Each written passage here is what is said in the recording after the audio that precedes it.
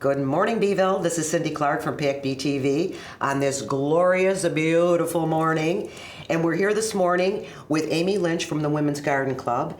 And Amy is going to share all of her expertise about starting flowers, getting things ready for the spring, for the summer, for your perennials, your annuals, your vegetables, whatever you have that you enjoy doing. And she's going to be our expert. She's going to tell us what we have to do to have beautiful, beautiful gardens. Yes. Welcome, Amy. Thanks for coming. I appreciate it. Thank you for having me. So why don't we just now? You're involved with the Women's Garden Club as well. Yes, okay. that is correct. And I joined a couple years ago. A friend of mine knew I was a huge gardener and said, "You gotta come join with me."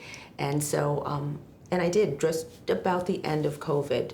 So I've got to do some really exciting projects and learn a lot about the garden club and all that they do. Well, there's some very talented women there. I'll tell you. I worked with them doing the flowers in the village one year, and what I learned was incredible. And their gardens that they have throughout the community and handling the hanging plants, the big barreled planters. Yes. Everybody that I know that comes into this village makes a response about it because we're kind of used to it. Yes. But people that aren't used to coming to Beeville, they see all these beautiful flowers and the barrels of flowers, and it's so welcoming because we have a wonderful community here, and it's just part of an extension of what we do here. It really is. So I'm so glad that you got involved, and I'm so glad you're going to tell us what we have to do here. Now, all right, here we are in the middle of spring. Mm-hmm. You tell me, if you're a gardener, whether it's annuals or perennials or whatever, what should we be thinking about doing right now to get ready for the spring and summer? Well, the soil's warming up, and we still have some leaves. I didn't get rid of all my leaves in the fall, and they always come back. Sometimes those leaves, which are really good to compost on your garden, but sometimes they make a hard packed layer, just like a rug on top of it, and they'll hold some of our annuals down, like our daffodils and stuff. So raking up some of that hard packed leaves, getting the debris. There's always branches mm-hmm. and things that are. So you want to clean up, just do that basic cleanup.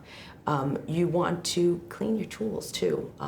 So something that people forget a lot is, did you put away your tools when they were a little dirty? Because they're going to be really rusty now. Yeah, I agree. I'm anal about it, very anal about it. So you and I are on the same page there, absolutely. So clean your tools. Mm-hmm. You want to sharpen your tools. Now is a great time to sharpen them. And take a look at, the hoses and stuff. I know that I have a hose that leaks, so it's time to replace those things. So those are something really simple. You want to take a look at your soil as well. I add compost to my garden beds every year. It helps to bring the nutrients back in. Whether you have a raised bed, every time you have a raised bed, you need to add a little soil every season. It sinks when you're pulling weeds and things. Pulling weeds is another thing. If you want to get ahead of those weeds right now you can see the dandelions are coming out already. Yeah. If you can stay on top of it, get a hold of those weeds, do the weeding now. You don't think about the weeding now. And then mulch. Mulch is a really big one. You're adding bios back into your soil, but you're also covering up those weeds before those weed seeds start blowing around and getting in there. So now is the time to do your mulching. Yes. Even before you do the plants. Absolutely. Oh, yes. Okay. That's good to know. Yes. That's good to know. I will, because you can always pull your mulch away and plant right in there. But this is really when your weeds start taking hold. If you wait until June to do your weeding and mulching, you're going to be doing a lot of weeding. So yeah, get ahead of it. Gardening is a whole lot easier when you can get ahead of those weeds. I'll remember that. Yeah. What else? You said, and planting, spring planting. Okay. There's a lot of things that you can be planting right now. Arugula, lettuce, broccoli, a lot of those peas. Those are all early spring, late fall They crops. can tolerate if Absolutely. we have? Okay. Absolutely. Okay. My grandfather always used to put, you plant peas at St. Patrick's Day, which seems really early. It's been very wet spring, so I haven't gotten them in yet. I'm waiting for it to dry out. But yeah, it's those are all cold tolerant. In fact, I have some lettuce in my garden that I planted in the fall. Raised beds, so up above, high on the ground. It's still there. I didn't cover it, I didn't do anything, and so all the snow piles on top of it. There's a lot of cold tolerant things. Flowers like snapdragons, those stock, those are cold tolerant and can be planted right now. I just planted ranunculus, which is a ranunculus and anemone, which those are flowers. Oh, okay. And they come from little corms, and I planted them out already. They can handle the cold. They're not going to love a hard frost, but just a layer of fabric over the top of them for those hard frosts. Frost date in this area is about May 6th to May 10th. It's an average. You never quite know. We might not get a frost. We might get a light frost or a hard frost in between now and then. But if you do have your spring planters out, something that might be a little less tolerant of the thing, just put a cloth over the top of it, Okay. garden cloth over the top. Okay, because I know my mother always used to say Memorial Weekend is the big one, just because I remember several years ago on Mother's Day, Yes. we had snow. We've had snow. And it's funny because I used to work with a gal, and she'd bought all these plants, and they were out, she had them, sitting in her backyard, and I said, well, you got to be careful because, we could get snow or whatever, and it's the forecast. I'm fine, I'm not looking at cold weather, I refuse to believe in it. Well, we had a little bit of a light snowfall, and she lost $300 worth of plants. Yes. Yeah, I felt so bad. Because I love plants. Yes. And I felt bad because they died.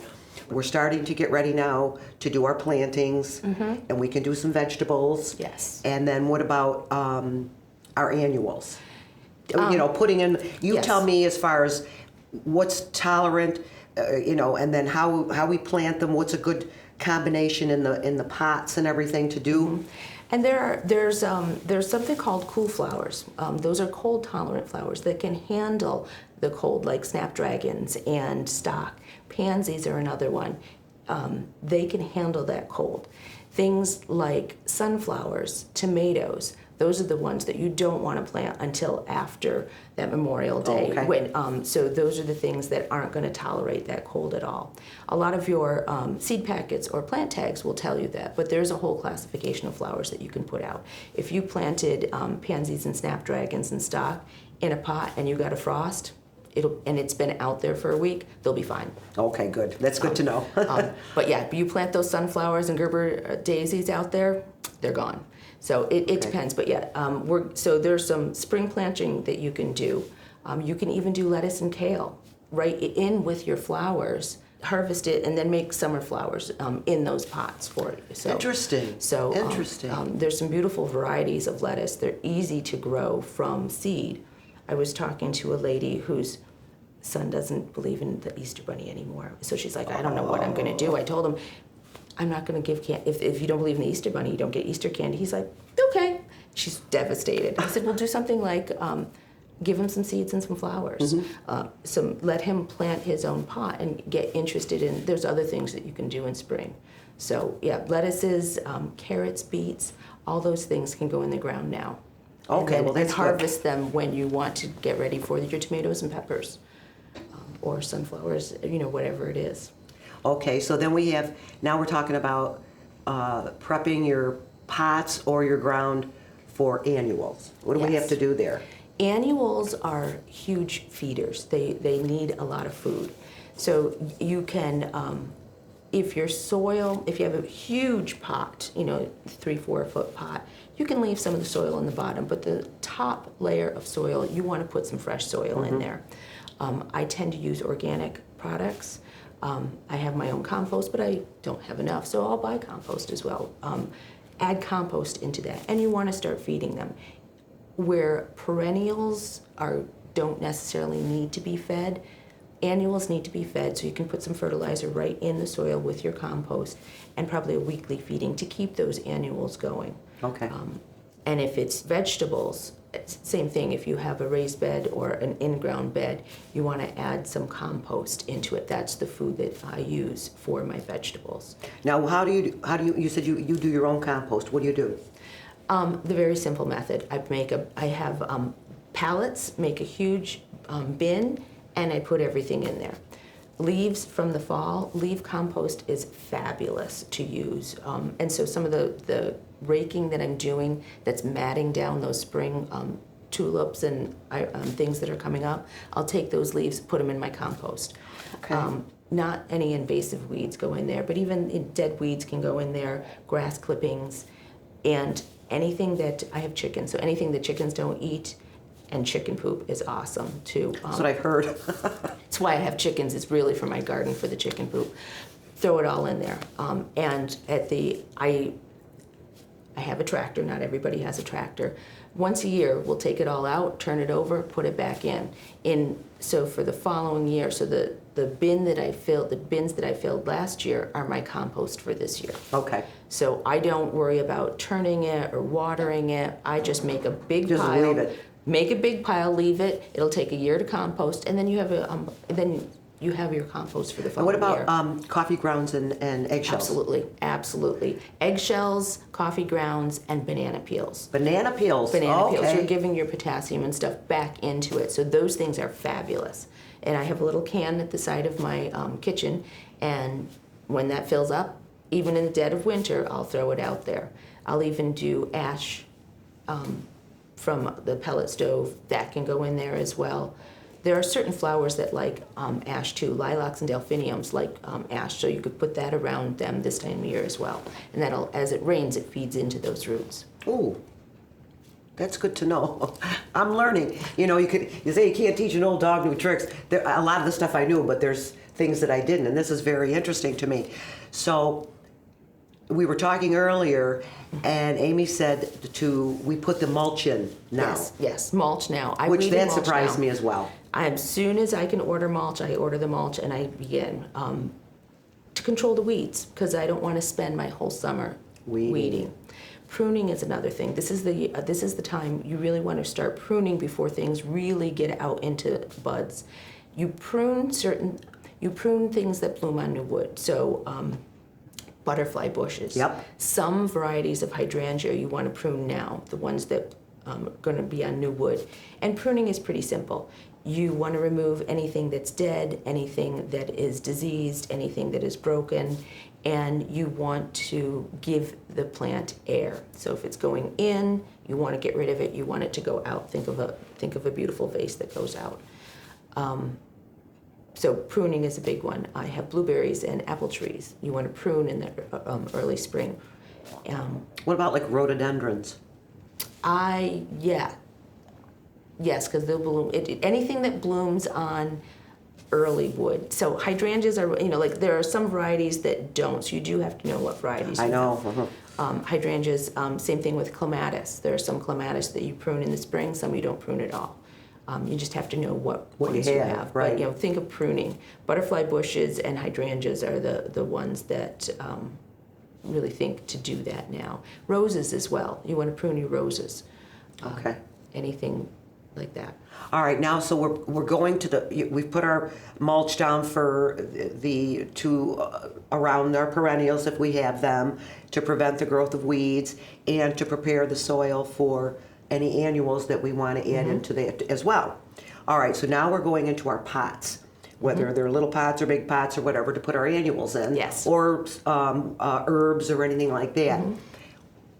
Start from the bottom of the pot, work your way up. Do you put, because sometimes I've read where you can use like old bottles, water bottles, to take up some of the space, because otherwise you're going to be putting, if you've got a big pot, Right. it's a lot of dirt and a lot of product in there, and it aerates the bottom, so you don't get your chances of root rot would be less. Right. So, okay, so you've got a pot, say we got a pot like this. Pot like this? Okay, all right, what do we do? Fill it with soil. I fill everything with soil. Make sure you have drainage holes. Okay. A lot of times when you buy a pot, there's no holes in the Right. bottom. Drill holes in the bottom. I don't put anything but soil in Okay. those. Even when you've got the great big ones. Now I may leave the old soil in the bottom third half of the great big huge pots, just to conserve and save. But I don't put anything underneath. There are certain pots that are made to do that.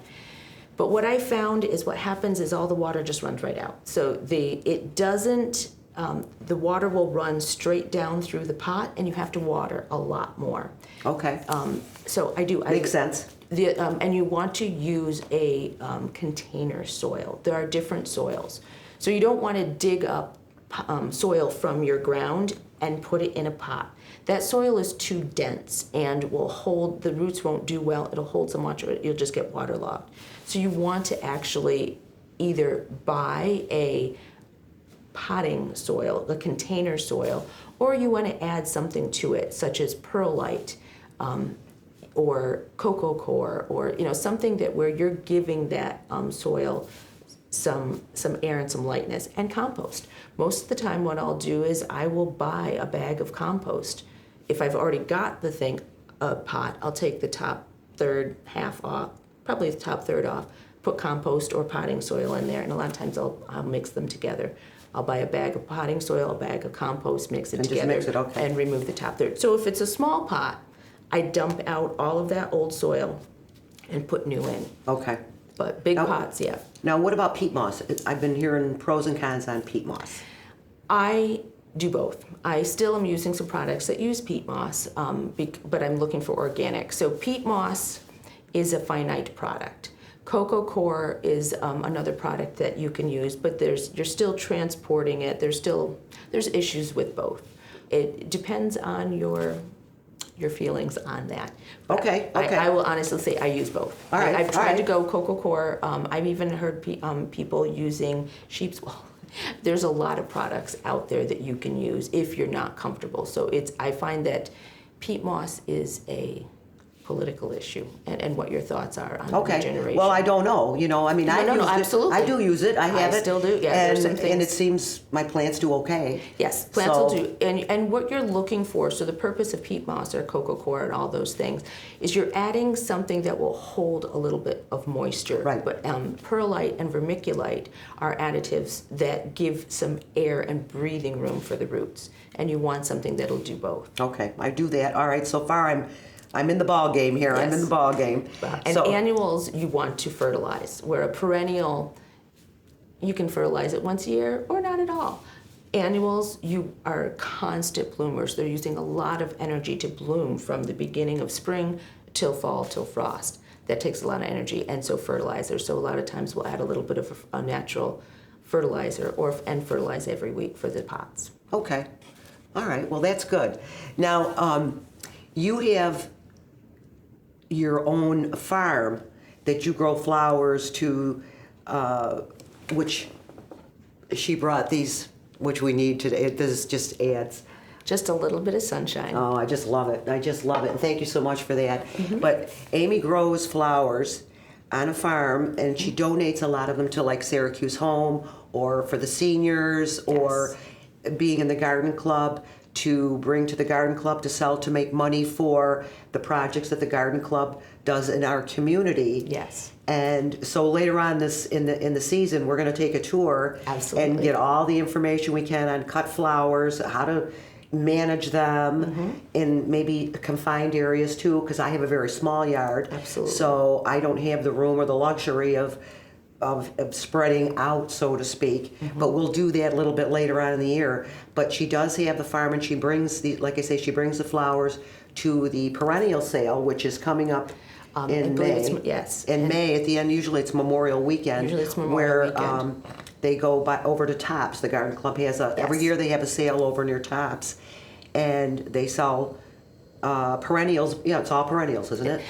There are some annuals. I did sell some dahlia I sold a bunch of dahlia tubers last year. Okay. Dahlia tubers are really big right now, and I wanted to help the garden club and raise money, because they use this money to make for the beautification projects that are all over Baldwinsville, the flowers along the streets, the gardens at Point, and the butterfly garden. So that money, that's where they get the money for. So the gardeners, these are gardeners that divide their own perennials, and spring is the time to divide your perennials. If you've ever tried to dig up a hosta in the middle of summer when it's full of bloom, no. Forget it. So right now is also, that was another thing on my list, is perennial dividing. So we'll dig up our perennials, pot them up, tag them, and then we'll sell them and use those proceeds for the beautification projects that we do in the area. Oh, and that's great, because they have, and you know that they've all been grown with love and care and tenderness. So you've got healthy plants. They aren't bringing in anything from another country or Correct. what. It's all of our community. A lot of native plants, I presume, or plants that, if they're not really native plants that can survive this climate. Yes. And it's all for the community. Yes. It's all for the community, for the beautification of the community, for everybody to enjoy, because who doesn't love to look at flowers? Absolutely. I know, I do, and I love my gardens, and it's such a good feeling to watch something grow that you nurtured, and there it is, and it's so Yes. beautiful. It Yes. really is. Now, what got you into this? I've gardened all my life. I've been gardening for more than 30 years. A lot of times people start out when they buy their first house, they get their own land, and then they begin. A lot of people who in fact, we've had some new gardeners that have joined the garden club just to learn.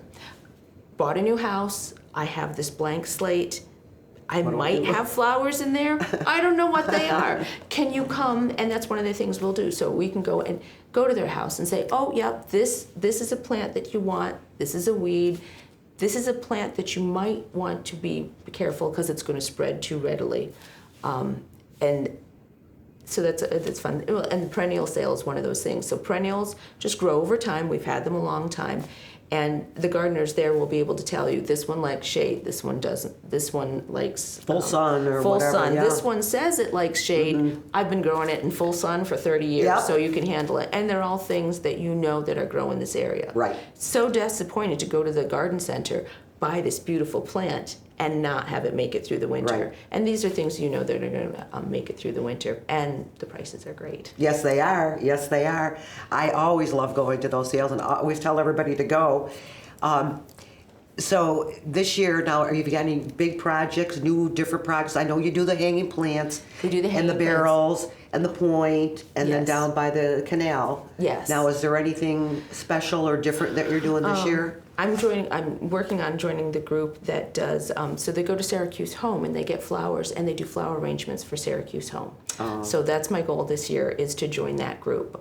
When you join the garden club, there are a lot of different beautifications or different things that you can do to help. I know that they do the fair as well. They'll go down and talk at the fair. Sometimes we do garden club tours. That was a lot of fun, and you learn from that. But my goal this year is to really get down to Syracuse Home and do the flower arranging for them. Nice. Very, very nice. Well, I think, as a group, I've always admired the work that the people do, and the people the women, men, they're so dedicated to this cause, and I love flowers as well. But if anybody has any questions for Amy, or anybody members of the garden club, you can email us at info@PAC-B-TV.org. And if there's any questions that you have, or if you want somebody to stop over maybe to identify some of the plants, if you're not familiar with them, I'm sure you can probably have somebody help you out with that. Absolutely. Or just typical gardening questions for the newbies. Yes. Or I've learned today, I've been doing gardening forever, so if you have any questions or desires or whatever, send us an email and we'll forward them on to Amy. Absolutely. And she'll answer your questions for you. But in any event, thanks again. I appreciate the information you've shared. you. And Beeville, have a great day.